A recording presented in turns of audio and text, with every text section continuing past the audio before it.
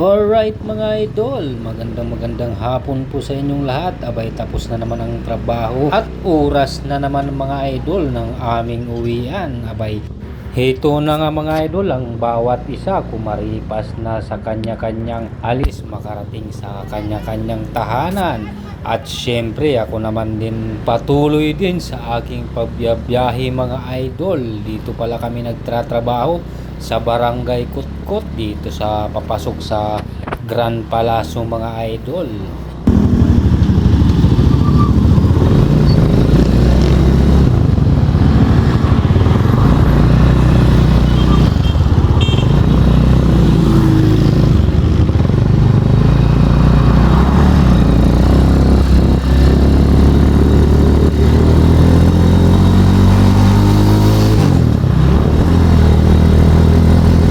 At dito na nga ako dumaan mga idol dahil ako ay magpupunta muna sa Pangpang Market at dahil mayroon akong kailangang bilhin mga idol.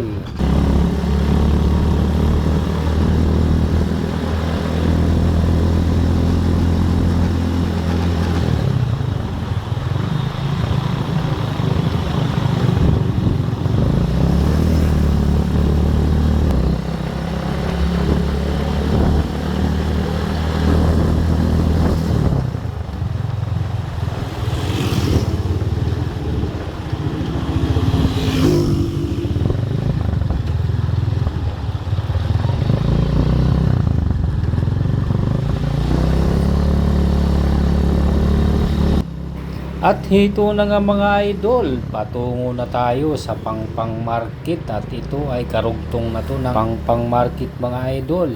Alam nyo ba kung bakit ako nandito? Abay ako'y bibili ng nyug mga idol dahil mayroon akong iluluto ngayong hapon mga idol. Hulaan nyo na lang mga idol, panoorin nyo na lang ang video ko na to para maalaman nyo kung anong iluluto ko mga idol at kung bakit ako bumili ng nyog.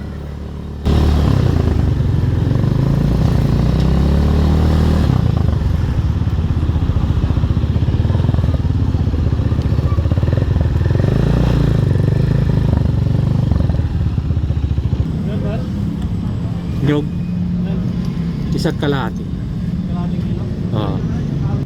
At tayo na nga mga idol, agad nilinis ni kuya ang nyog at maya maya ayun na nga kanya nang kinayod mga idol ang aking binibiling nyog na isa't kalahating kilo mga idol. At syempre kinuha ko na ang pera sa wallet ko na pambayad sa kanya mga idol.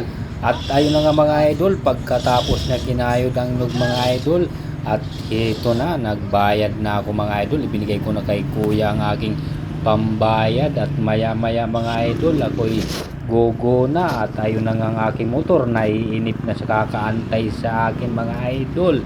At ito nga mga idol, ang aking ibinili ay nilagay ko muna sa aking GB box mga idol para hindi tayo mahirapan sa aking biyahe mga idol.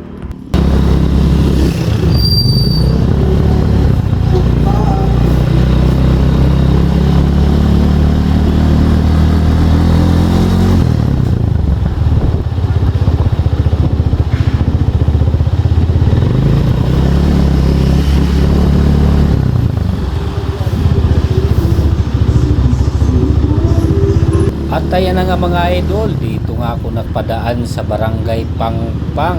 Abay katatapos lang din ang piyesta rito mga idol at ayan nga yung truck na yan. Tinatanggal na nila ang banderitas mga idol ng barangay na to dahil tapos na nga ni ang piyesta. At ayan na nga mga idol, pagdating ko rito sa bahay abay tanggal lang ako ng pantalon at ayan yung suot kong damit. Ayan pa nga ang uniform ko mga idol at wala na akong sinayang na oras mga idol. Ayan, binalatan ko na ang gabi mga idol. At maraming salamat pala sa pinsan ko na si Rex Mendez na nagbigay sa akin yan. Ito mga idol, papakuluan ko muna yung gabi. Tapos pag medyo malambot na siya, itatapon ko yung sabaw para mawala yung kape. Saka natin gagatain. Ito na, chinap-chap ko na yung gabi na gugulahin natin mga idol. Yan mga idol, pinakuluan ko. At hito na nga mga idol, dahil natapos ko na pakuluan ng aking nilagang gabi mga idol, ito naman ang isinunod ko. Abay ang nyug na mga idol na aking binili. At ayan na nga mga idol, minikos-mikos ko na ang aking nyug na binili mga idol. Yan yung unang piga ko mga idol, yan ang panghuling sabaw ko yan mga idol. Para yan ang magsisilbing lapot ng ating ginataang laing mga idol. Yan po ay napakasarap niyan mga idol, lalong lalo na paborito yan talaga ng mga anak ko mga idol. Yan lagi ang hinahanap nila sa akin na pagluluto sa laing mga idol. At hito na nga, dahil nakasalang ng aking laing, ayan na nga, nilagyan ko na ng paunang sabaw. At syempre mayroon ng mga ricado rin dyan na nilagay ko para maging malasa. A few moments later. At heto na nga, inilagay ko na ang pangalawang gata.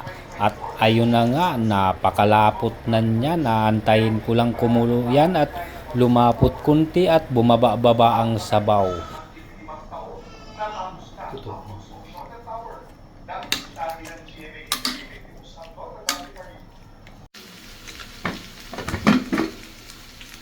Yan ang mga idol, yung niluto kong lahi.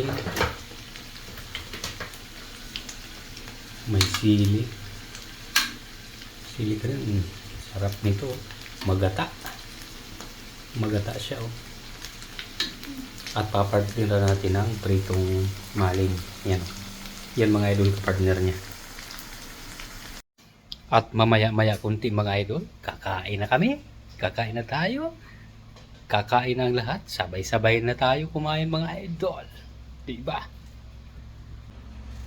At ito na nga mga idol, pipintahan na natin ang aking luto. Kung masarap. Masarap ba talaga? Kain na tayo mga idol. Tikman na natin. Ayan oh.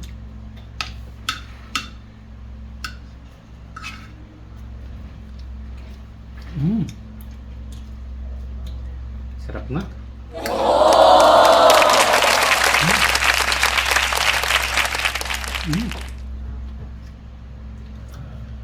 Panalo. Panalo mga idol, panalo.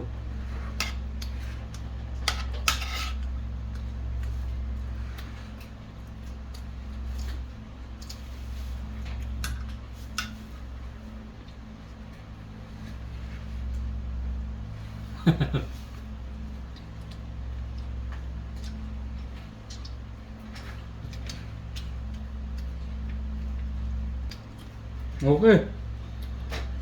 Bye-bye. Pati mo na.